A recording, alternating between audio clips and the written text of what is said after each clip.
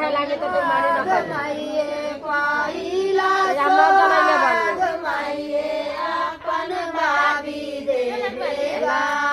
अपन भाभी देवेला ए कन्या पढा खोज त